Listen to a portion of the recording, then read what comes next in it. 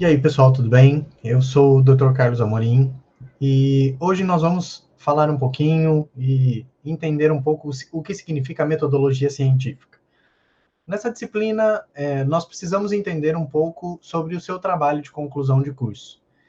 Então, eu vou passar uma série de informações para vocês importantes de como fazer o seu trabalho de conclusão. Tá? Então, a metodologia científica é um método pelo qual vocês precisam entender e caminhar por ele para conseguir fazer o seu trabalho de conclusão, tá? Então, cada universidade tem critérios e regras específicas em relação ao trabalho de conclusão de curso. Então, algumas universidades pedem ele, mesmo em nível de pós-graduação, que é o caso de vocês, pedem esse trabalho de conclusão em formato de monografia ou em formato de artigo científico. E esses, mesmo a monografia ou o artigo científico, existem vários tipos de pesquisas diferentes que você pode fazer. Então, você precisa definir que tipo de pesquisa você quer e você pode fazer, que você tem condições de fazer, e também para que você possa entender qual é o objetivo específico da sua pesquisa. Para isso, você precisa já ir definindo algumas coisas importantes. Que tipo de pesquisa você vai fazer e qual orientador você conhece dentro do hall de professores da universidade que trabalha já com o mesmo tema que você precisa e que você tem interesse em trabalhar, tá? Então, as duas orientações iniciais são, primeiro, você precisa definir que tipo de artigo, que tipo de trabalho você quer fazer. E, segundo, você precisa ter um orientador para que você consiga ter êxito nesse trabalho. Normalmente, se procura um orientador que tenha nicho dentro daquela área que você vai trabalhar, tá? Então, assim, não adianta procurar um professor para te orientar num projeto sobre diabetes, sendo que o professor é da área de marketing esportivo, entenderam? Então, assim, você precisa conhecer um professor que trabalhe na linha que você quer desenvolver. O trato normalmente envia um e-mail para o professor, é, declarando o seu interesse em ser orientado por ele, falando sua linha de pesquisa, o que você quer trabalhar, o que você quer fazer, e peça orientação. Tá? Então, todos vocês podem pedir qualquer um dos professores do corpo docente como seu orientador para o trabalho de conclusão, ok? Essas orientações que eu vou trazer para vocês durante a disciplina são orientações gerais de metodologia científica, tá? Então, qualquer dúvida específica você precisa tirar com o seu próprio orientador. No fim das contas, pessoal, quem define como vai ser o seu trabalho é o seu orientador, tá? Então, assim, eu já peguei alunos de pós-graduação que tinham interesse de fazer um trabalho assim, assim, assim, na hora que chegava para conversar com o orientador, o trabalho virava outra coisa, tá? Então, você precisa entender possibilidades de se realizar um trabalho de pesquisa prático, por exemplo, bastante criterioso. Você precisa ir identificando algumas coisas importantes para conseguir fazer um trabalho de conclusão de curso experimental, por exemplo. Você precisa ter uma certa experiência. Você precisa ter tempo para que isso aconteça. Né? Então, às vezes a gente pensa num projeto, eu queria fazer isso, eu queria fazer aquilo, mas eu já peguei alunos que, eu queria trabalhar com um projeto de exercício com pacientes com hanseníase. Tá bom. Você trabalha na área da saúde, você tem contato com pacientes com hanseníase? Não, nunca trabalhei. Aonde você vai conseguir esses pacientes? Você tem uma ideia? Tem acesso a esse público? Não, nunca vi. Eu só acho interessante. Vocês entendem? Então, assim, algumas ideias são interessantes, mas não são factíveis. Tá? Então, você precisa pensar em alguma coisa que você consiga realmente fazer. Alguma coisa que você tenha tempo para se dedicar. Tá? E uma das dicas mais importantes, a gente vai falar sobre definição de tema mais para frente, e uma das dicas mais importantes que eu faço é escolha um tema que você goste, tá? Que seja gostoso estudar, porque é complexo, tá? Então você vai ter que estudar bastante. Então você precisa, ter definido um tema que você realmente tenha afinidade, tá bom? Isso é super importante. Pensando em metodologia científica, vamos avançando um pouco, né? Então vamos entendendo algumas coisas em relação à metodologia em si. A gente ouve falar muito sobre metodologia, né? Mas algumas coisas a gente precisa deixar definido. O que é metodologia da pesquisa? E qual a relação dela com a ciência? Tá? Então, vocês têm todo esse material, esse material escrito que eu tô usando, já foi disponibilizado para vocês. Então, lógico, não vou ficar fazendo leitura desse material, eu vou comentar algumas coisas importantes sobre o material, mas por uma questão didática, para vocês irem tirando algumas dúvidas, tá? Então, o que é metodologia da pesquisa? Tá? Alguns pontos, vamos por partes, né? Então, a primeira coisa, metodologia da pesquisa. Vamos à palavra metodologia. O que significa metodologia? Se a gente for no sentido mais específico da palavra, ok? A palavra metodologia significa método e logia, que vem lá do latim, do grego, de estudo, né? De logos. Então, o estudo do método é a metodologia. Peraí, mas como eu estudo um método? Normalmente, pessoal, você já assistiu um tutorial na internet? Né? Então, esses tutoriais fazem o quê? Eles detalham um método para que você chegue a um fim determinado. Tá? Então, assim, isso é muito importante que você entenda. Metodologia nada mais é que o estudo de um método. Tá? Então, é um método detalhado, é um método passo a passo, como a gente ouve falar muito hoje. Né? Então, a palavra método sempre vai te remeter a um passo a passo, a uma maneira de fazer. Tá? Então, isso é bem interessante. Então, até escrevi aqui. A metodologia é uma explicação minuciosa, detalhada, rigorosa e exata de toda a ação desenvolvida no método. Tá? Então, o método é um meio a um fim. Tá? Então, eu quero sair daqui da onde eu estou e ir lá na frente da minha casa. Existe um método para fazer isso.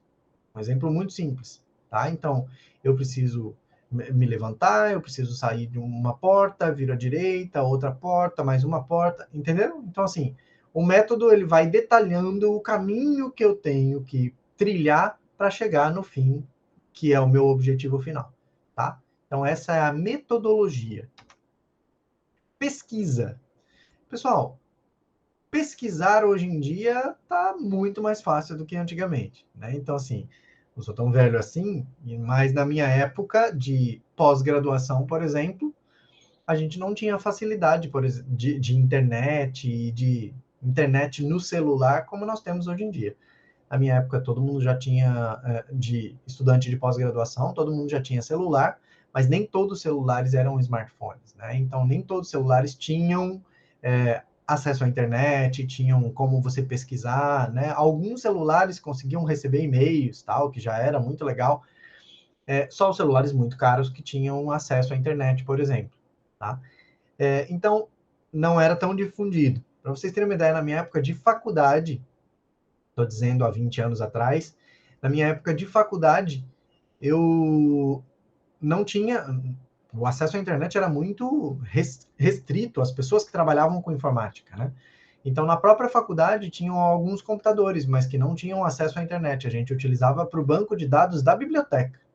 Então, eu ainda sou da época de biblioteca. Para você ter acesso a um artigo científico, por exemplo, eu queria um artigo científico internacional, eu tinha que solicitar para a Biblioteca Nacional e esse artigo chegava na minha casa por correio. Tá? Então, assim, era muito mais complicado estudar. Na época que eu cheguei no mestrado, aí a coisa já estava difundida, já havia muita internet e PubMed e bases de dados de artigos científicos. Então era muito mais fácil, tá? Lógico, isso já existia 20 anos atrás, mas era restrito a populações de alta renda, tá? Então essas pessoas tinham acesso ilimitado à internet. Esse acesso que a gente tem, cada um na sua casa, cada um no seu celular, não existia na época.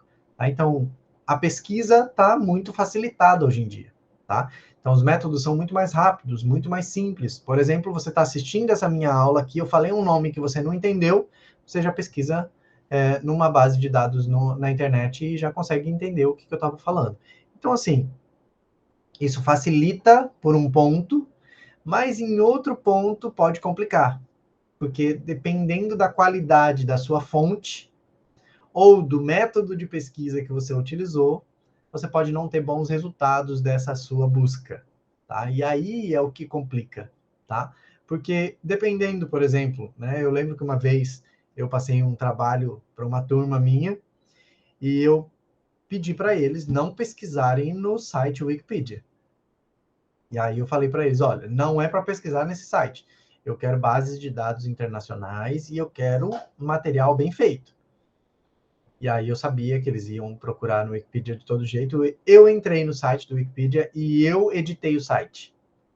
Não sei se vocês sabem disso, mas vários sites, como o Wikipedia, você pode editar o site, você pode editar a página. Ela passa por um crivo depois, mas você pode editar a página. Então, não é informação confiável, tá? Não é informação científica. Então, aí, nesse ponto, eu acho que a gente precisa ter a discussão de, será que toda fonte de conhecimento é válida para construir ciência? Eu já respondo para vocês com tranquilidade. Não, não é, tá?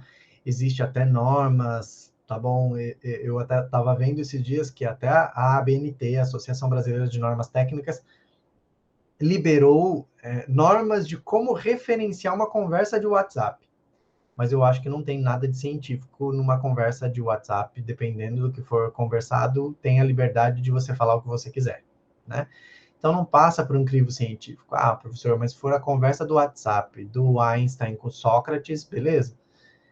Então eles não têm WhatsApp, perdi o número deles, né? Então assim, não dá, tá? Então você precisa entender que precisa, para responder uma pergunta científica, você precisa de uma busca, de uma pesquisa no crivo científico.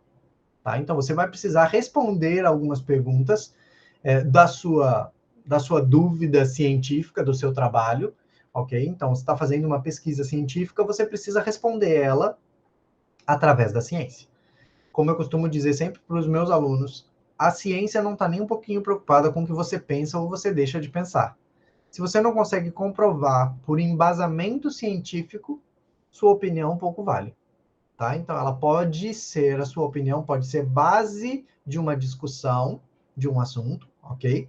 Mas se ela não for baseada em ciência, se ela for baseada só no que você acha, nós vamos falar de tipos de conhecimento. Esse tipo de conhecimento não é válido para construir ciência, tá? Então, algumas coisas eu preciso ter base antes de construir em cima dela, tá? Então, quando você vai pesquisar, normalmente quando se pesquisa alguma coisa, você está tentando gerar um novo conhecimento ou confirmar um conhecimento já pré-existente, um conhecimento mais interessante em termos de ciência, né? Em termos de base científica. Dependendo do que você está pesquisando, você só quer confirmar se aquilo é realmente verdade. Por exemplo, se eu fiz um tratamento com um medicamento específico numa população, eu vou fazer um outro tipo de população, por exemplo, em diabéticos. Depois eu quero fazer isso em obesos. Depois eu vou fazer em indivíduos com síndrome metabólica. Então, eu quero ver a resposta desse medicamento em diferentes doenças, por exemplo. Ou em diferentes populações, em idosos, em crianças, em adolescentes, entendeu? Então, isso você pode ir moldando com o tempo e entendendo como vai funcionar, tá? Então, a pesquisa, ela pode ser feita em diversos níveis, tá? Para responder uma pergunta científica, ela deve ser baseada em ciência, ok? Por quê? O que é ciência?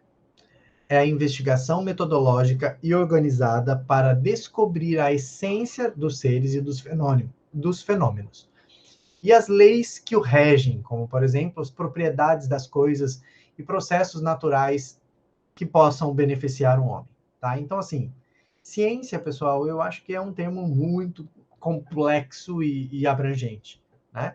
Então, o conceito de ciência parte de tudo que nós possamos entender mecanismos fisiológicos, biológicos, de qualquer nível de ciência, né? No nosso caso aqui, principalmente, que eu consiga descrever fenômenos, ok? Então, isso é muito importante.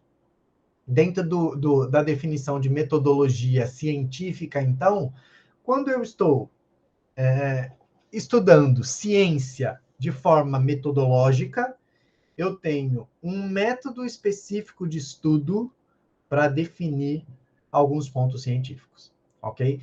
Então, assim, não vou ficar lendo conceito para vocês, que não tem necessidade, tá?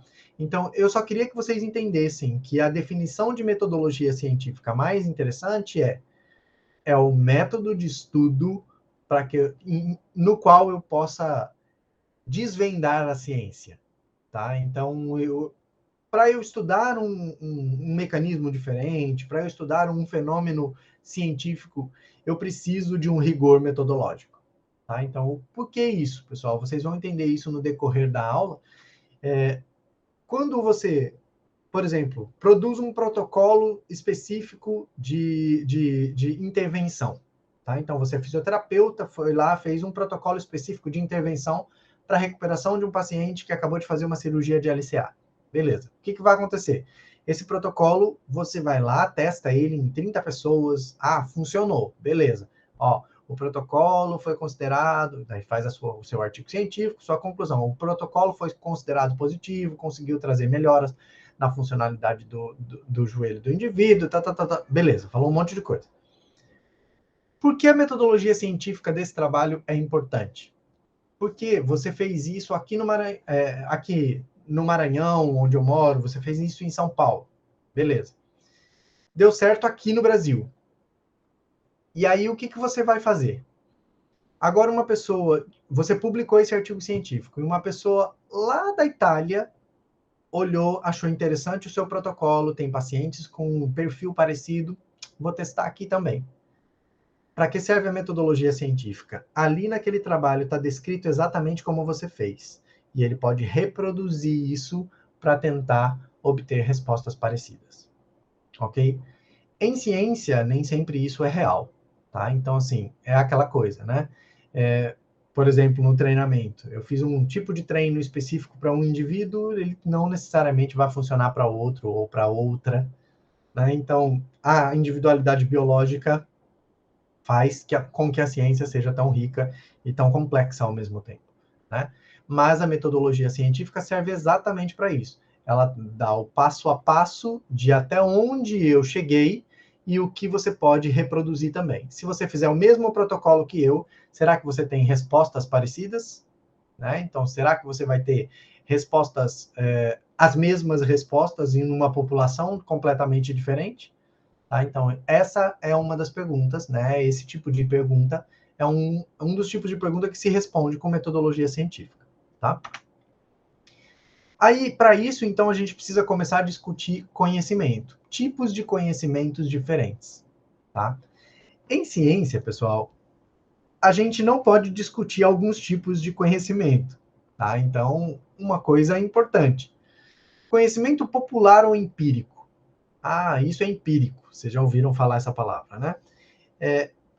O conhecimento popular, pessoal, não é um tipo de conhecimento que a gente pode discutir em termos científicos, porque ele não é científico, tá? Então, o conhecimento popular, ele às vezes vem de geração em geração, e é um dito popular, é alguma coisa que se acredita, mas que não tem como provar, tá? Não existe um rigor científico, não existe um método a se seguir, não tem como, tá? Por exemplo, algumas coisas que nós conhecemos hoje partiram de um conhecimento popular empírico, tá?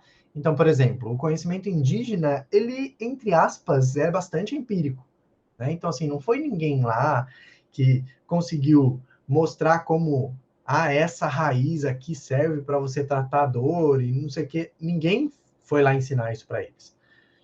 Do conhecimento de testar, né, e ver o que funciona, o que não funciona, sabe aquela coisa de testar para ver se acerta ou erra, né? Então, assim, eles utilizavam folhas para uma coisa, para outra, e esse conhecimento foi passando de geração em geração, e muitas das coisas que eles utilizavam, que os indígenas, por exemplo, utilizavam, hoje em dia viraram cosméticos, medicamentos, viraram muita coisa importante em termos farmacológicos até. Tá? Então, o conhecimento popular, ele não precisa ser ignorado, mas ele não pode ser considerado ciência. Tá bom? Então, eu preciso de um rigor científico metodológico para eu considerar aquilo ciência.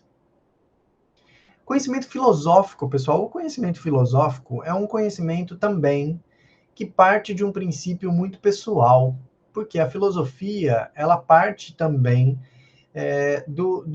da minha interpretação do meu contexto. Tá? Então, assim, por exemplo, a sua filosofia de vida, o seu jeito de viver, o seu jeito de encarar as coisas, isso é completamente seu. Ninguém pode influenciar. Hoje em dia nós estamos vivendo num tempo meio estranho, né, em que as pessoas não querem mais essa individualidade, que acham que as pessoas podem invadir um espaço das outras sem ser convidadas. Por que você está falando isso, professor? O que isso tem a ver com metodologia científica? Tem tudo a ver.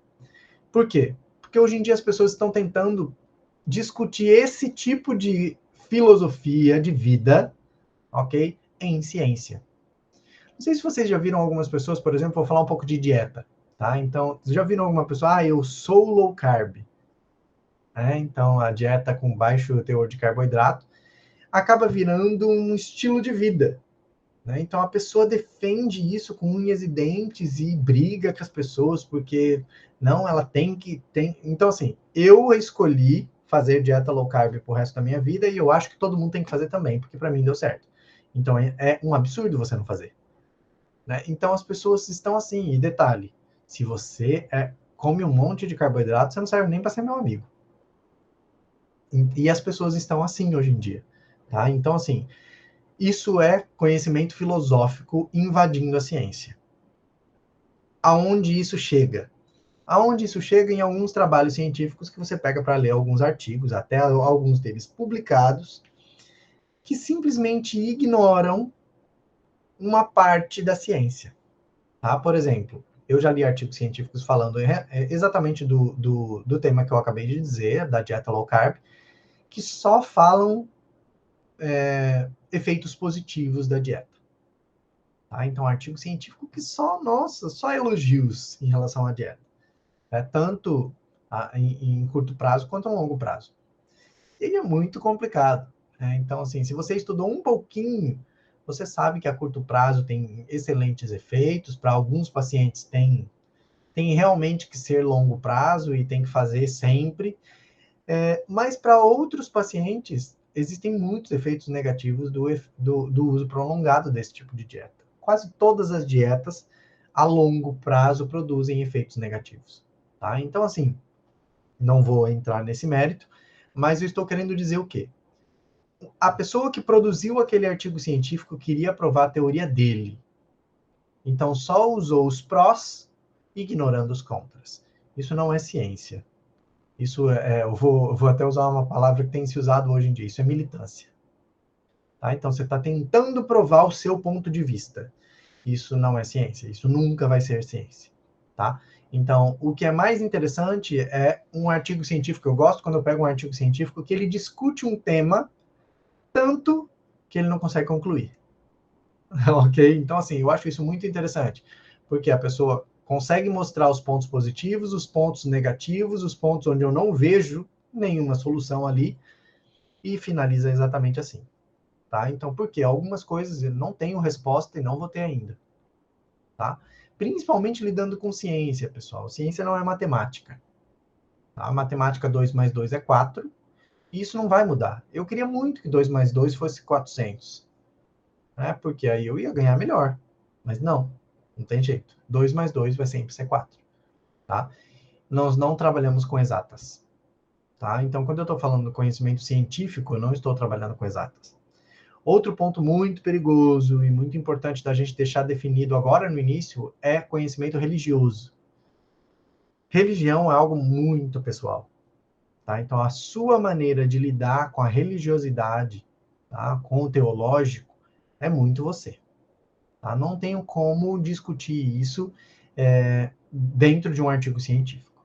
Tá? Então, assim, a não ser que seja um artigo específico da área teológica, tá? Eu não vou discutir religião, muito menos a eficiência ou benefícios de uma religião em ciência.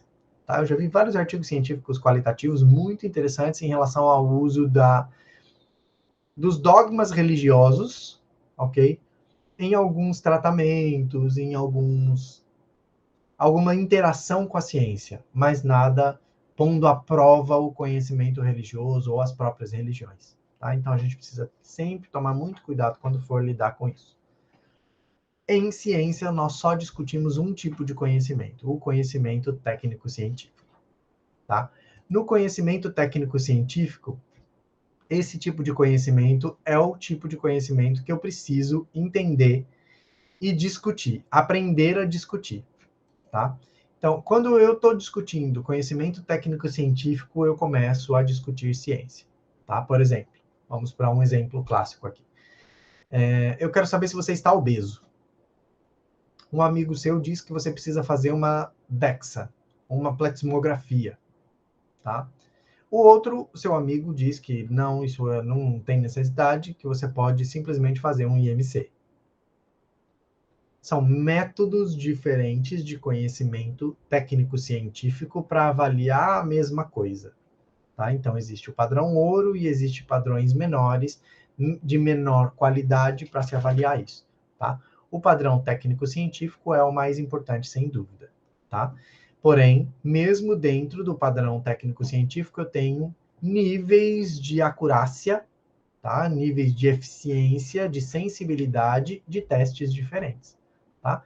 Então, nesse caso, como eu disse, DEXA, pleximografia, IMC, vários deles têm um nível diferente de efetividade para descobrir se o indivíduo está obeso ou não, ok? Tá?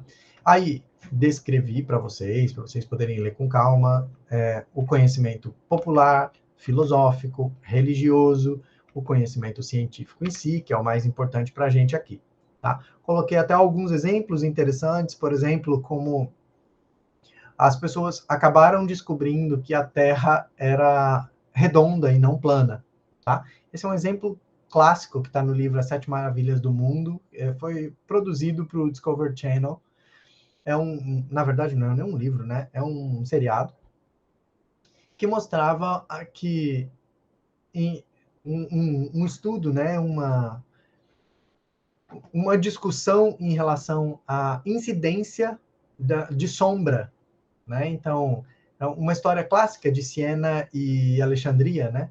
E as pessoas discutindo por que tinha sombra em um lugar, não tinha sombra no outro.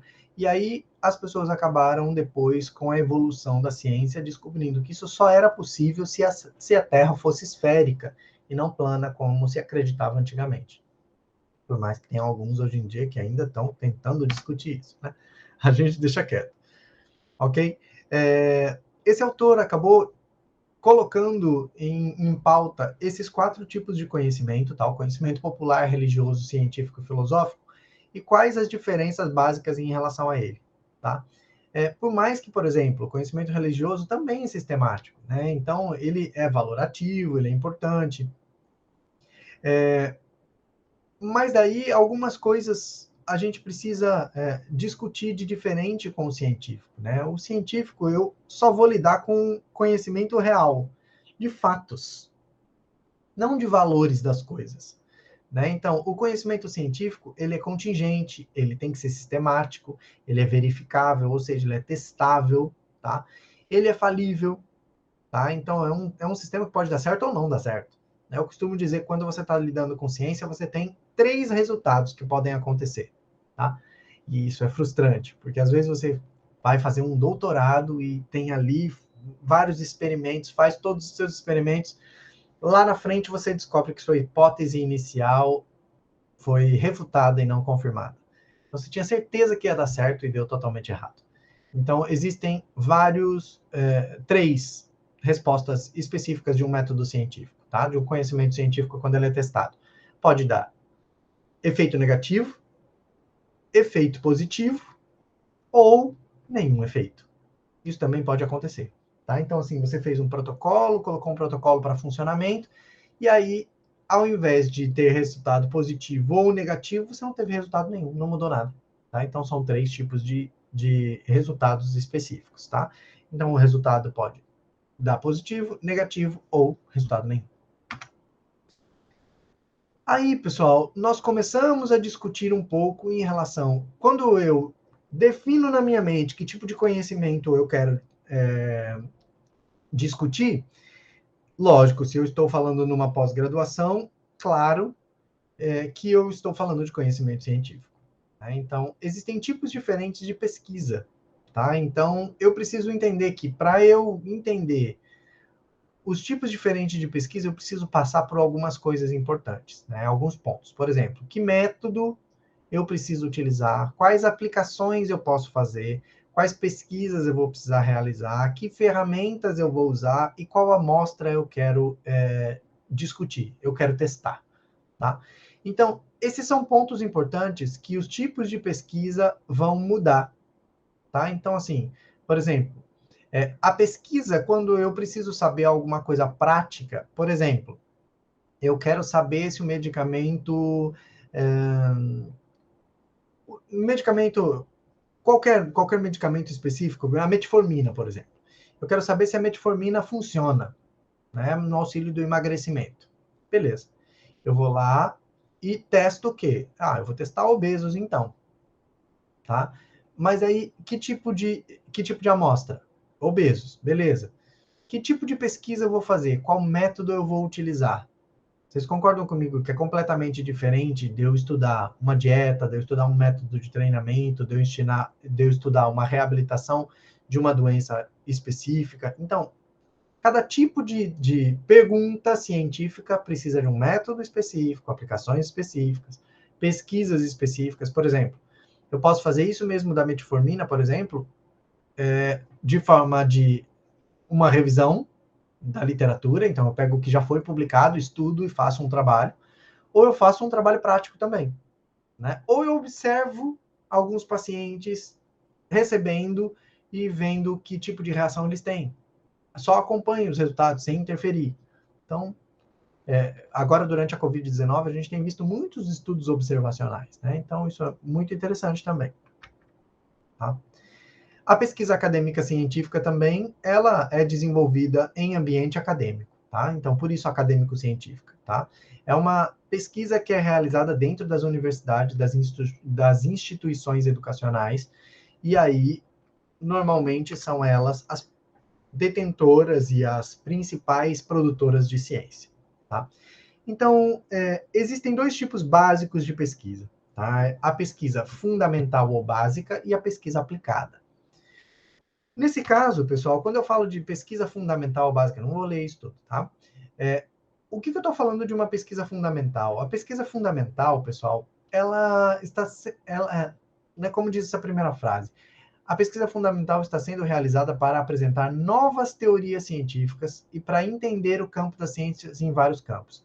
O que é uma pesquisa fundamental? Uma pesquisa da base. Eu estou estudando, pessoal, qual é o mecanismo bioquímico que leva à resposta do aumento da pressão arterial. Entenderam? Então, assim, a pessoa que estudou o sistema renina-angiotensina-aldosterona, que conseguiu entender que quando a enzima conversora de angiotensina converte a angiotensina 1 em angiotensina 2, ela vai lá e interage com o receptor AT1, AT2. Isso é pesquisa básica. Eu não estava pesquisando o hipertenso, o renal crônico, eu não estava pesquisando esse tipo de coisa. Eu estava pesquisando a ciência básica, a ciência fundamental, mecanismos científicos que levam a fenômenos específicos. Diferente da pesquisa aplicada. A pesquisa aplicada, normalmente, aí você tem os ensaios clínicos, você tem os testes em humanos, em animais, sejam eles quais forem. Tá? Então, algumas pesquisas, óbvio, são realizadas diretamente em humanos, outras precisam ser realizadas primeiro em animais. Tá? A pesquisa aplicada, ela pode ser a mais diferente possível. Né? Então, vários métodos eu posso utilizar dentro da pesquisa aplicada. A pesquisa, ela está dividida também em 3 ramos diferentes, tá? Então, aqui, ó, quando eu falo de pesquisa básica aplicada, né, ela está dividida em 3 tipos de pesquisa. Pesquisa qualitativa, quantitativa ou pesquisa mista. A pesquisa qualitativa, pessoal, ela normalmente é classificatória, tá? Então, a pesquisa qualitativa, né? Ela normalmente é classificatória, é um tipo de pesquisa que você vai entender o significado, a opinião, as ideias, ok? Então, assim, ela é normalmente a busca de um senso comum sobre um assunto, esse tipo de coisa. A quantitativa, normalmente, ela testa validade, significância, tem testes estatísticos importantes. Então, eu vou fazer análises de valor, ok? Na quantitativa. E a mista, às vezes eu tenho alguns artigos científicos que eu acho super interessante que fazem tanto análise quantitativa quanto análise qualitativa. Tá? Então, por exemplo, eu vejo se o seu tratamento funcionou e se você gostou de como ele foi, de como ele foi feito. Tá? Quando eu passo a perguntar qual a sua opinião sobre isso, já não é mais quantitativa. É qualitativa, é classificatória, é de valor em termos de conceito. Não é de valor em termos numéricos, tá? Não é de medidas, tá? Então, isso são focos diferentes da pesquisa, tá? Existem tipos diferentes de pesquisa, tá? Então, assim, dentro de um parâmetro bem abrangente, óbvio, como eu disse, as minúcias vocês vão entender com os seus orientadores de que ponto vocês vão levar e o que vocês vão estudar especificamente, tá? A pesquisa, existem vários tipos de pesquisa, vou citar alguns aqui para vocês. Por exemplo, a pesquisa exploratória, tá? Então, é a pesquisa que trabalha sobre a existência ou ausência de um fenômeno. Eu quero saber o que está acontecendo com a população tal, tá? Então, eu quero saber a incidência de Covid-19 na população quilombola. Então, eu vou lá e faço uma pesquisa exploratória para saber o que está acontecendo naquele lugar. Só. Aí eu quero saber como estão os tipos diferentes de peixes no mar tal, na costa tal, de tal litoral. Então, eu preciso ir analisar aquele local específico e fazer uma exploração de como está. Não vou fazer nenhuma interferência, eu vou explorar um fenômeno que está ocorrendo naquele local, tá? A pesquisa pode ser descritiva, ou seja, nesse tipo de pesquisa, o pesquisador estuda o estado atual do assunto e descreve e interpreta as condições relacionadas existentes. Ou seja, uma pesquisa descritiva, ela normalmente descreve não sei se vocês já ouviram esse termo, o estado da arte. Né? Então, ela escreve em que ponto científico está aquele assunto. Por exemplo, o consumo de carboidratos à noite engorda ou não? É uma pergunta. Então, eu vou lá, faço uma pesquisa e descrevo os resultados que eu encontrei. Tá? Então, essas pesquisas descritivas, elas normalmente são revisões, né, de um fenômeno específico. Então, eu vou, faço uma análise de vários artigos científicos e descrevo o que eu encontrei. A pesquisa descritiva, ela também pode estar muito correlacionada com a exploratória, né? Então, eu posso fazer a descrição de um fenômeno, ok? Uma pesquisa descritiva. Então, isso aconteceu assim, assim, assim, assim, assim, assim, começou assim, assim, depois evoluiu para isso e isso. É uma pesquisa descritiva também, tá? Uma pesquisa explicativa, então, o tipo de pesquisa busca encontrar relações de causa e efeito em muitas variáveis, em várias variáveis, ok? Aqui, pessoal, quando eu estou falando de causa e efeito, ok? Eu estou falando de um vírus que causou uma doença X, que causou sintomas tal, que causou a doença tal, que evoluiu para tal sintoma, que evoluiu para óbito, que evoluiu, ok? Então, eu explico um fenômeno, um correlacionado ao outro, ok? Então, eu correlaciono muitos fenômenos e explico a interação entre eles. Extremamente complexo isso, tá? Os estudos longitudinais, tá? Um estudo longitudinal refere-se a um conjunto de estudos observacionais em que o grupo de caso é estudado ao longo do tempo. Então, um estudo longitudinal é um estudo de longa duração, tá? Então, não tem como fazer um estudo. Eu já vi uma vez um artigo científico de um estudo longitudinal feito em 8 semanas. Não, tá?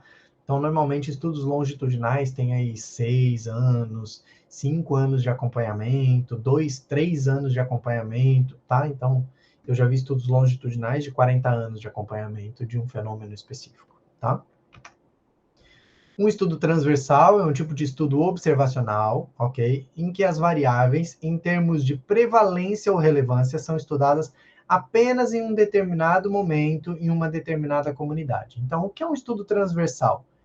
eu delimito um tempo e uma amostra e avalio um fenômeno naquele tempo, naquela amostra, ok? Então, não é um estudo longitudinal que eu faço por um longo período de tempo e vou acompanhando, tá? Então, é um estudo que eu falei, eu vou começar aqui e vou terminar aqui, vou fazer um ano de acompanhamento. Então, é um estudo transversal, eu tenho as variáveis que eu vou acompanhar e a minha amostra específica.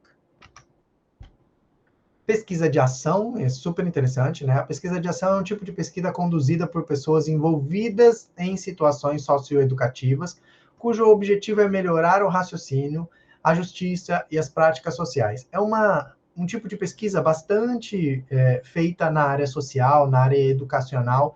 Então, pesquisa de ação, pessoal, ela está correlacionada com mudanças de meios sociais. Tá? E ela normalmente o indivíduo que está pesquisando também está sendo influenciado pelo que ele pesquisa. Tá? Então é super interessante e bem difícil de fazer. Tá? Estudos observacionais, o próprio nome já está dizendo, né? Eu observo e descrevo um fenômeno. Tá? Então ele é bem simples. Tá? Então os estudos observacionais extraem inferências de uma amostra para uma população onde variáveis independentes não está sob controle do pesquisador devido às restrições lógicas ou questões éticas. Tá? Então, eu vou fazer simplesmente uma observação de o que está acontecendo e descrevê-lo. Ok? Esse tipo de pesquisa é super difícil de fazer, então, pesquisa de correlação. Então, a pesquisa correlacional refere-se à investigação sistemática ou de um estudo estatístico de relações entre duas variáveis completamente diferentes, ou que se relacionam em algum momento, tá? Então, eu vou correlacionar, por exemplo, eu quero saber o índice de mortalidade de um indivíduo que é etilista e tabagista. Então, eu estudo só tabagistas, ou seja, o indivíduo que fuma, e vejo o nível de mortalidade dele. Quando eu acrescento fumar e beber constantemente, álcool, etilismo, ok? Como esse fenômeno em que esse fenômeno resulta, tá? Então, isso é muito importante. Então, é um estudo de correlação. Eu pego uma variável com outra variável sobre um desfecho específico, tá? Então, ótimo. Aí existem algumas orientações importantes em relação ao trabalho acadêmico. Quando eu começo a definir algumas coisas aqui de metodologia e que tipo de conhecimento eu quero discutir, que tipo de pesquisa eu vou fazer, vamos aí então ao trabalho acadêmico. O trabalho acadêmico, pessoal, vocês sabem, já devem ter visto. Então, normalmente uma universidade, ela libera um template, tá? Ela libera um modelo, ok? De trabalho de conclusão que vocês precisam seguir. Então, tem lá o layout da capa, então o INADES vai colocar lá a rede educacional, INADES, ok, e tal, e vai colocando para vocês. Vocês precisam de uma capa, normalmente se tem uma folha de rosto, um sumário, o texto em si, os anexos, a referência, o glossário e a contracapa. Ok. Cada universidade tem uma norma específica, até porque a própria ABNT, Associação Brasileira de Normas Técnicas, não exige, ok, nenhum deles. Então, você precisa montar dentro do seu ambiente acadêmico o que a universidade vai exigir. Por exemplo, aqui eu posso acrescentar epígrafe, agradecimento, dedicatória, eu posso colocar um monte de outras coisas que alguns lugares não tem. Por exemplo, aqui no final, algumas universidades pedem uma declaração de direitos autorais, uma declaração de conflito de interesse. Então, depende da norma daquela universidade específica. Então, quando seguimos um método para realizar uma pesquisa na academia, ok? Estamos fazendo ciência. Tá? Então, eu vou seguir um método para realizar uma pesquisa científica. Isso é método científico. Método científico parece um negócio super complexo, né? Eu gosto muito dessa imagem, eu gosto muito dessa metáfora, né? Então, aqui, qualquer bebê conhece o método científico. Vamos lá, vamos entender isso aqui.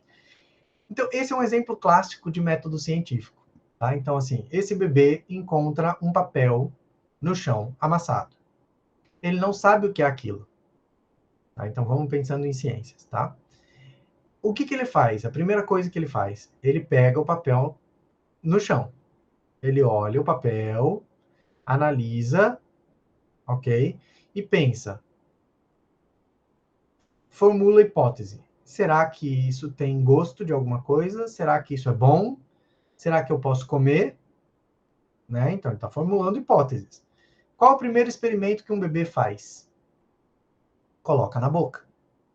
Por quê? Porque bebê tudo quer comer? Não, que é um dos lugares por onde ele explora o mundo, tá? Então, uma das primeiras reações dele com outra pessoa foi mamando, né? Então, ele tem os lábios uma região muito sensível. Então, ele vai lá fazer experimento com o que ele tem de melhor, ok? Então, ele faz um experimento em relação a isso. Analisa os resultados. Como vocês podem ver aqui na imagem, ele não gostou muito dos resultados. E aí ele comunica as descobertas dele. Olha que legal. Ou seja, ele chora. Porém, entretanto, todavia, não contente, o que ele faz? Como ele é muito científico, ele testa novamente. Ele não gostou de comer papel, mas será que a irmã dele vai gostar? Então, ele testa novamente a hipótese. Entendeu? Então, assim, método científico. Eu tenho um problema, eu gero hipóteses, penso numa metodologia, faço o experimento, analiso, refuto ou confirmo a minha hipótese. Faço algumas observações e volto para o problema novamente. Isso é um círculo científico. Por isso que eu costumo dizer que ciência não para, ok? Você não tem como mudar isso daqui, tá? A ciência vai evoluir com o tempo. Tá? Então, assim, algumas coisas que eu ensinava há 10 anos atrás, eu já não ensino mais. Por quê? Porque a ciência já provou que não é bem assim. Não era daquele jeito. Ok? Então, isso é método científico. Não é nem tão difícil quanto você imaginava. Então, quando eu vou para a metodologia científica especificamente, eu divido um trabalho de conclusão de curso em elementos pré-textuais, textuais e pós-textuais. O que significa isso? Na estrutura de um TCC, na estrutura de um trabalho de conclusão de curso, eu tenho os elementos pré-textuais, tá? Então, da capa, pessoal, até iniciar o texto em si, eu tenho tudo isso aqui que pode existir, tá? Então, capa, folha de rosto, que é a famosa contracapa, tá? Termo de aprovação, dedicatória, agradecimentos e epígrafe, tá? Normalmente, esses 4 são opcionais. Tá? A maioria das faculdades permite colocá-los. E muitas delas têm o termo de aprovação, tá? Mas algumas não têm isso como obrigatório. Então, você tem uma capa, que tem ali as informações do seu título, que tem o seu nome, a universidade, a data, ok. Folha de rosto, que tem algumas informações um pouco mais técnicas sobre aquele trabalho, aonde ele foi apresentado. Termo de aprovação, normalmente aqui tem a banca, com assinatura dos membros avaliadores, ok? A dedicatória, você dedica isso a alguém, ou a alguma pessoa, ou a Deus, ou ao que você, né, tiver interesse de dedicar aquele trabalho feito. Agradecimentos, ou seja, você agradece a algumas pessoas. E uma epígrafe, normalmente é uma frase dedicatória, alguma coisa do tipo, tá? O resumo, normalmente na língua nativa, no nosso caso, um resumo em português, ele traduzido para o inglês, que é o abstract, ok? Então, você tem, em seguida, um sumário, que é aquela lista de assuntos futuros, né? Então, você tem ali, parte 1, tem isso, parte 2 e tal. Uma lista de gráficos, tabelas, legendas, figuras, tá? Siglas, tudo isso vai estar antes de iniciar o texto em si, tá? Aí, você tem os elementos textuais em sequência. Os elementos textuais, eles podem estar também divididos de formas diferentes, dependendo do tipo de trabalho, mas normalmente uma introdução, uma revisão da literatura, uma discussão e os resultados, tá? Normalmente a ordem é introdução, ok? Metodologia, tá? Também tem aqui. Revisão da literatura, ou revisão da literatura primeiro, depois metodologia, isso depende muito das normas da universidade. Depois dos resultados, você tem uma discussão, ou esses dois são feitos juntos, tá? E por último, a conclusão e considerações finais. Os elementos pós-textuais normalmente são as referências, por que não mais bibliográficas, pessoal? Porque o termo bibliográfico ou bibliográfica, ele remete muito mais ao uso de livros do que ao uso de artigos científicos, por exemplo. E hoje em dia, como a gente usa muito artigo, a gente nem escreve mais referências bibliográficas, só referências. Tá? Porque pode ser livro, pode ser artigo, pode ser uma matéria de jornal, pode ser qualquer coisa, dependendo de onde eu estiver trabalhando. Por exemplo, uma matéria de jornal pode ser muito relevante. Se eu trabalho na área de política, na área de estudos sociais, isso pode ser super relevante, tá? Os apêndices, né, que são algumas coisas que eu usei, por exemplo, né, durante o meu trabalho eu usei um método de análise de motivação, né, um índice de atividade física. Então eu vou e coloco lá no apêndice para as pessoas terem acesso ao método que eu utilizei, tá? Os anexos em geral, ok? As normas técnicas da ABNT exigem normalmente uma ordem de realização desse trabalho. Então, capa, folha de rosto, sumário, texto em si, referência, anexo e contracapa, ok? Aqui, pessoal, vocês percebem que é bem abrangente, tá? Então, é bem simples. Não tem toda aquela delimitação que eu mostrei anteriormente, tá? Por quê? Porque isso o próprio centro acadêmico aqui vai decidir, tá bom? Existem normas específicas em termos de configuração para esse trabalho ser digitado, tá? Então, normalmente as letras utilizadas são a Times New Roman ou a Arial, ok? Essas duas letras, tanto Times quanto Arial, são utilizadas para trabalho científico. Não adianta colocar aquelas letras cheias de curvas. Existe normatização da ABNT também para isso, tá? Tem que ter 3 centímetros na margem superior, na margem direita 3 centímetros, margem esquerda 2 e margem inferior 2. Ok? Então, é 2 e 3 em termos de margem. Ok? Tranquilo? Tá? Então, assim, normas de ABNT para trabalho científico, pessoal. Eu tenho fonte, espaçamento, eu coloquei isso tudo para vocês poderem ler com calma, essas normatizações, tá? Então, aqui, ó, espaçamento, aonde tem tal espaçamento, como eu tenho que fazer a parte textual, a parte pré-textual, espaçamento para tudo isso, aonde tem espaçamento simples, onde tem um e-mail, onde é duplo, tudo isso, tá? Citações, existe normatização da ABNT também para citação, tá? Então, a citação direta, ela é a cópia literal do texto, tá? Então, transcreve-se geralmente decretos, regulamentos, leis, formas científicas, isso ainda se faz, tá? Então, a orientação é, hoje em dia, evite, né? Então, assim, se não são leis, se não são fórmulas específicas, você não faz mais citação direta, tá? Você só faz citação direta nesses casos. Você não faz uma citação direta simplesmente do que algo que o autor falou, tá? Então, isso é muito importante também da gente definir, tá?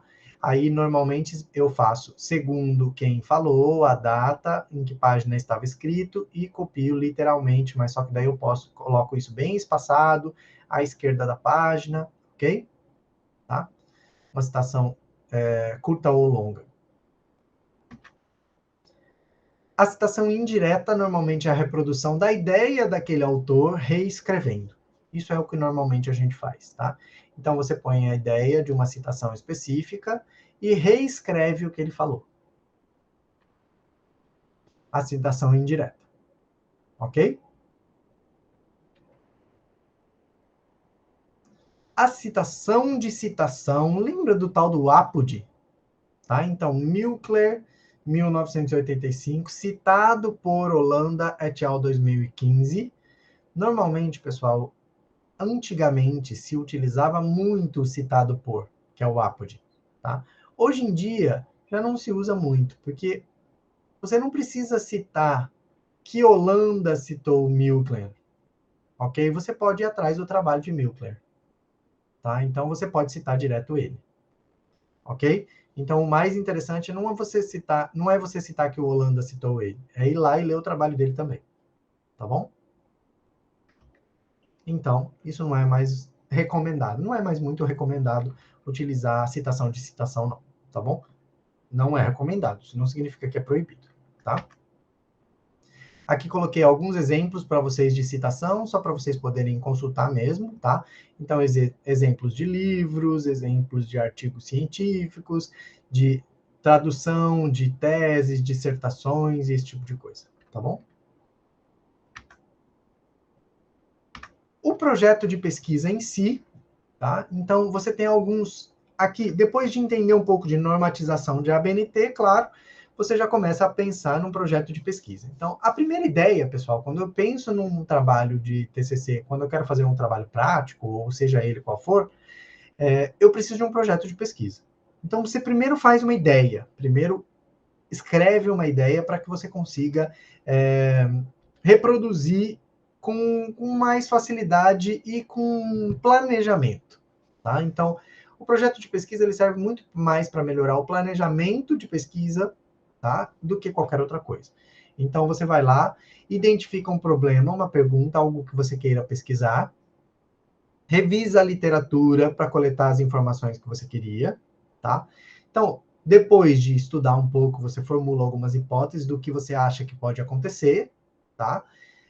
Desenha uma maneira, né, uma metodologia para fazer essa sua análise, começa a realizar os testes, então coleta os dados, analisa e organiza esses dados e interpreta eles, levando eles em consideração ao que a literatura já mostrou e comunica os seus resultados.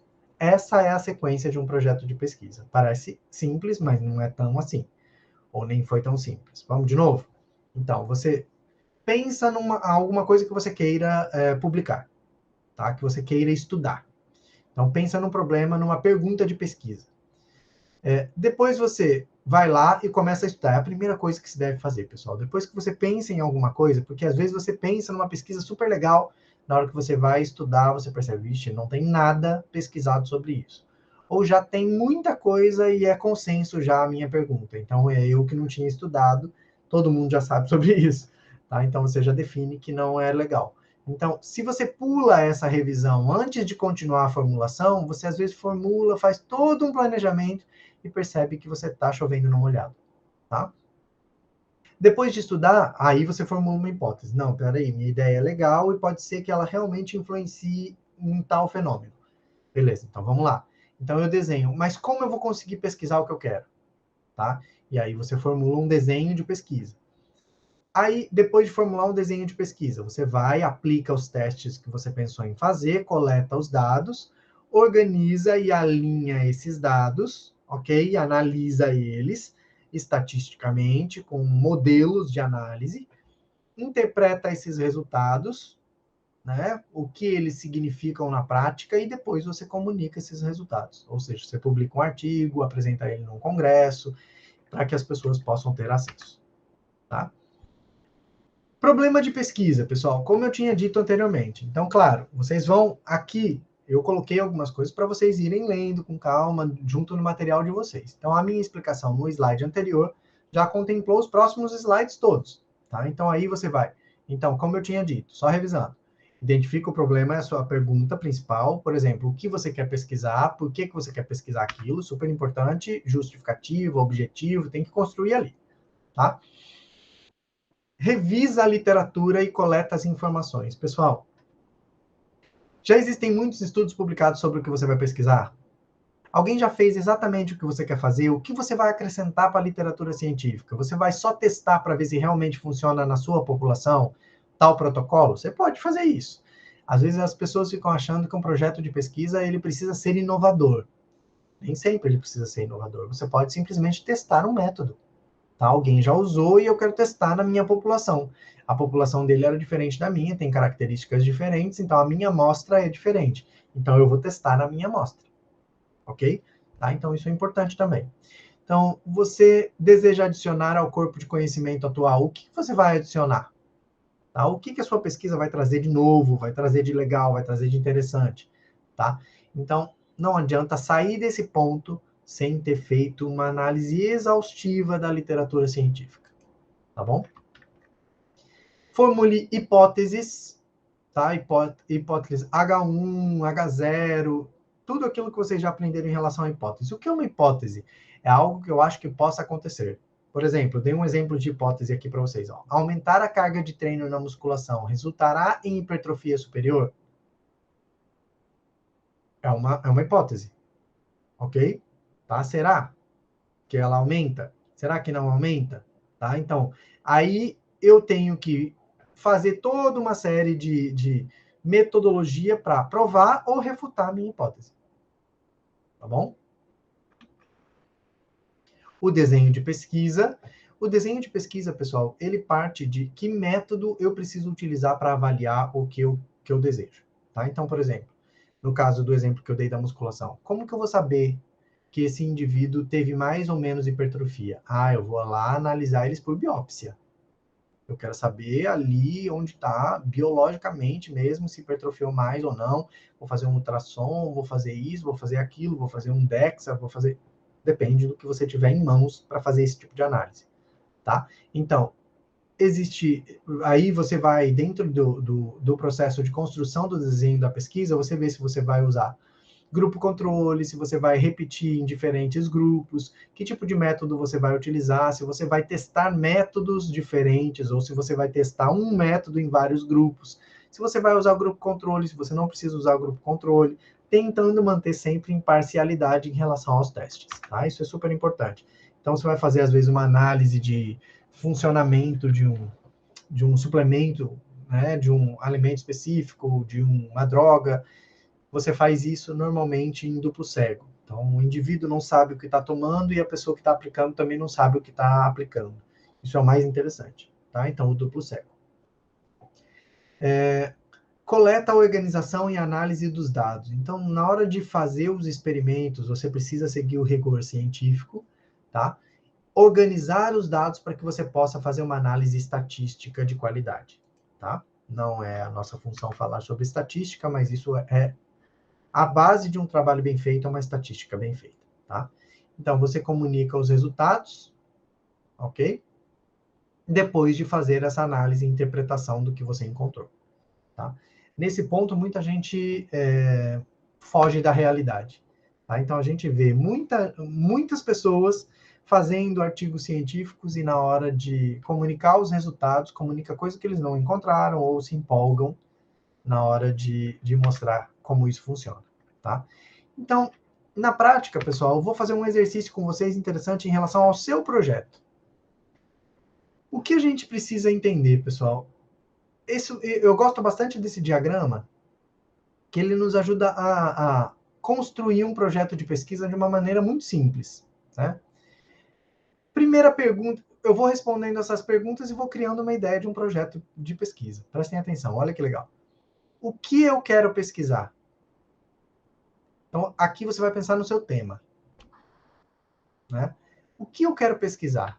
Ah, eu quero pesquisar a influência, né, de hábitos saudáveis de vida no sono. Tá? Então, comer direito e fazer exercício me ajuda a dormir ou não. Ok? Me dá melhor qualidade de sono ou não. Então, prestem atenção aqui na nossa pergunta. Comer bem e se alimentar, comer bem e treinar, fazer exercícios regulares, melhora a qualidade do sono ou não? Mas espera, como eu posso avaliar isso?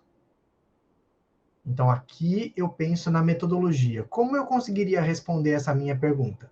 Nesse ponto eu paro, vou estudar, ver como os artigos científicos analisaram isso e consigo definir como eu vou conseguir analisar. Ok? Então, com que método, de que maneira eu vou conseguir fazer isso? Eu já trabalhei uma época no Instituto do Sono e a gente fazia essa análise de sono em pacientes que dormiam lá no instituto e eram monitorados pelo sono, né? Monitorávamos o sono deles com eletrodos dentro de uma máquina e tudo mais, e eles dormiam ali para a gente analisar. Você tem esse tipo de equipamento? Né? Então, como você consegue? Quais métodos você consegue utilizar? Ah, eu consigo fazer uma um questionário, uma entrevista de qualidade do sono desses pacientes que treinam e não treinam. Beleza. Essa é a minha definição de metodologia. Tá? Simples e é o que eu posso fazer. Por que você quer estudar isso? Qual é a justificativa de se estudar isso? É importante entender o papel da alimentação e do exercício na melhora da qualidade do sono, porque ela pode influenciar demais a saúde do indivíduo. Então, a qualidade do meu sono pode influenciar a minha saúde. Tá? Então, essa é a minha justificativa. Eu preciso entender se o exercício e a boa alimentação melhoram a qualidade do meu sono, porque a qualidade do meu sono melhora a minha saúde. E é esse o meu objetivo principal, por exemplo. Tá? Então, a minha justificativa é essa. Para que eu vou avaliar? Para que eu quero fazer isso? Então, qual é o meu objetivo? Por que eu quero fazer isso? É a minha justificativa. E para que eu quero fazer isso?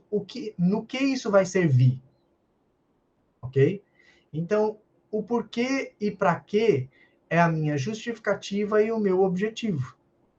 Tá? Então, dentro de para que vem muito o que eu tinha falado anteriormente. Porque eu posso entender todo o mecanismo de melhora da qualidade do sono desse indivíduo na hora de testar, né? E quais são os meus objetivos principais? Eu vou analisar isso porque eu quero saber se com um melhor sono ele consegue melhorar a performance dele no exercício, se ele consegue estar menos obeso, se ele consegue ficar menos estressado porque ele consegue regular o ritmo circadiano. Com isso ele regula cortisol, ele regula a secreção de melatonina, ou seja, perceberam que os objetivos gerais e específicos são vários. Tá? Então, dentro de porquê e para quê, eu gero minha justificativa, para que eu vou estudar isso, e o porquê, os objetivos de estudá-lo. Ok? Onde eu quero testar isso?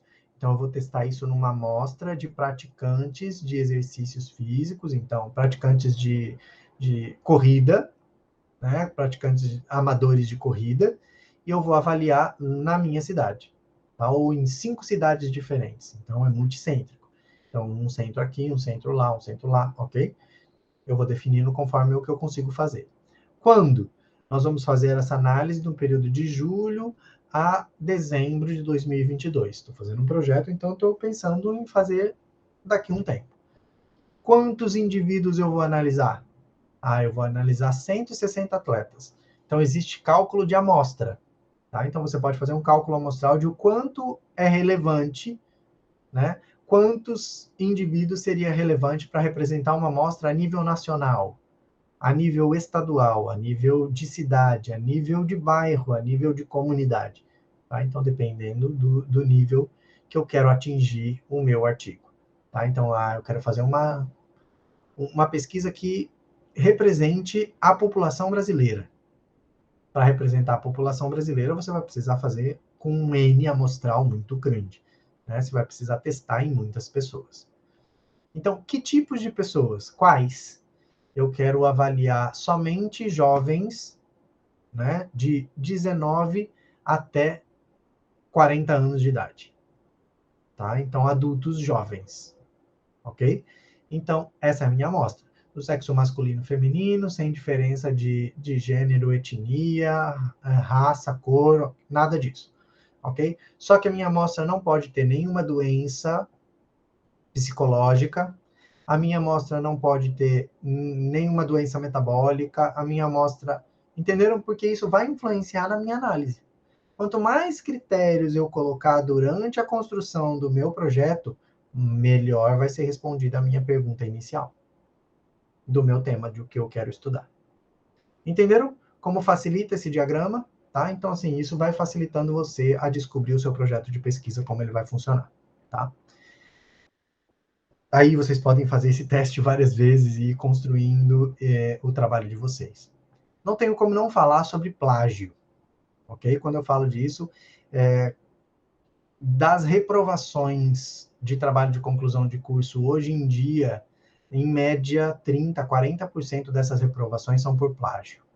Aí eu acho muito, né, estranho uma pessoa reprovar por plágio, sendo que hoje existem alguns, não sei se vocês sabem disso, existem alguns aplicativos, alguns programas, alguns softwares que analisam plágio. Então, eu pego o seu trabalho em PDF, coloco ele nesse programa e ele me mostra cada frase de onde você tirou. Se você copiou uma frase da internet, ele vai encontrar. Tá? Então, ele vai me dizer de qual site você retirou isso. Então, isso é muito complicado. Tá? Você acaba, hoje em dia, as revistas científicas pedem análise de plágio. Tá? Então, se você plagiou, você vai ser reprovado. Tá? Plágio fere direito autoral.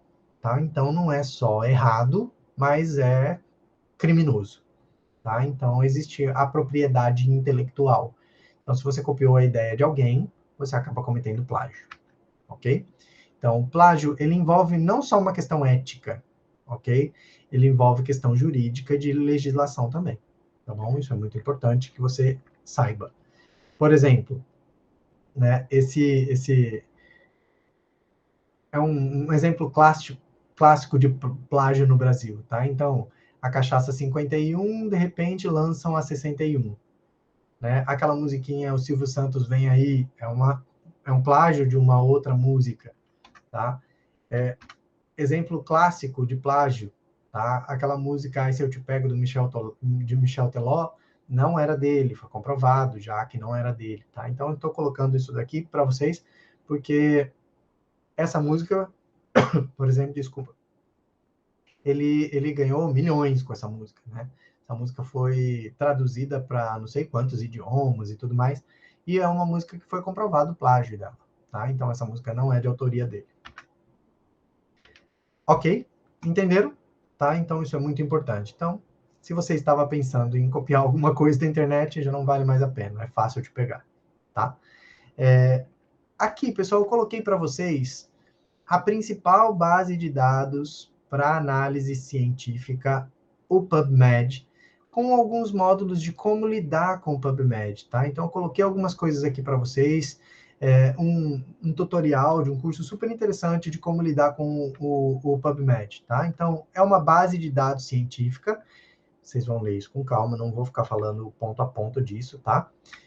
Que ensina vocês como pesquisar, tá? Então, aqui, que tipo de texto, como é uma base internacional, você vai pesquisar tudo em inglês, tá?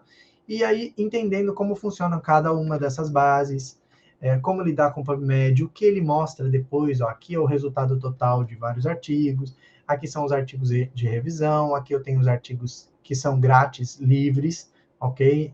O seu texto completo livre, aqui o nome dos autores, o título do artigo, é um indicador de citação, o PMID, ok? É um marcador de tag do artigo, a abreviação do título, ok? Então, assim, a abreviação da revista publicada, o ano de publicação, o mês, ok? Então, algumas referências importantes aqui. Esses sites usam lógica booleana, tá? Então, o que significa isso? Se você usar termos como and, or ou not, ele vai entender isso lá na hora de pesquisar, tá? Então, ele vai, quando você usa and, ele conjuga os dois. Então, ele só vai mostrar artigos que tenham esses dois como palavra-chave, tá? Se você usa o not, ele já retira, ok? Então, assim, eu quero esporte, mas não pode ter golfe, ok? Então, ok? Então, quando eu uso and, or, isso vai refinando mais ainda a minha busca, ok? Então, várias coisas interessantes aqui em relação ao uso de alguns termos específicos, em alguns nichos específicos aqui eu consigo encontrar mais especificamente o que eu estou procurando, ok? O que mais? Sugestão, termos de pesquisa, ó. Sinônimo do termo, às vezes você está pesquisando lá, eu quero doenças no sangue, beleza. Aqui, se você vai e pesquisa nesse ponto, você consegue aqui achar termos relevantes para você pesquisar doenças hematológicas, tá? Então, um termo mais utilizado e os termos que o próprio sistema libera para que você faça novas buscas e consiga entender o ponto que você está tentando achar, tá? Então, as bases de dados, elas vão tentando te mostrar alguns pontos de relevância da sua busca. Então, você vai lá, usa o AND, o OR, e acaba... aqui eu estou procurando por autores específicos ou por temas específicos. Ok? Então, super interessante. Isso vocês vão entendendo na hora de ler o material. É um tutorial mesmo, na verdade, de como lidar com o PubMed. E aí vocês vão procurando e tirando as dúvidas de vocês com o próprio tutorial, tá? Ele é autoexplicativo e bem didático, então não tem muito necessidade de vocês fazerem... de eu fazer leitura disso, tá? Então, existe aqui até algumas maneiras de se inscrever e conseguir receber algumas publicações no seu próprio e-mail, tá? Então, é super interessante, tá? O sensor de publicações, ele vai enviando publicações de temas específicos para o seu próprio e-mail, então é super legal, tá? Um nome de autor específico, você pode limitar isso, bem interessante.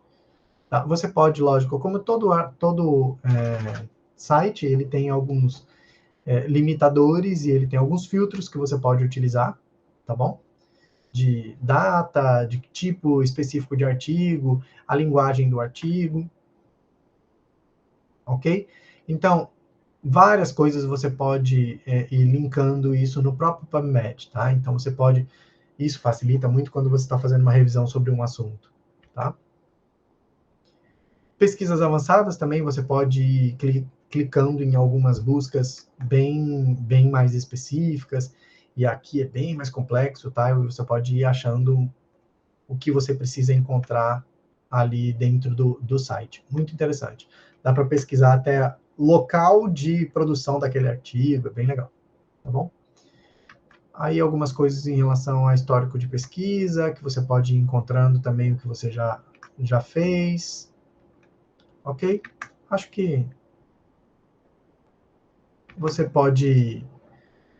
Acho que não tem nenhuma novidade muito complexa em relação a isso, não.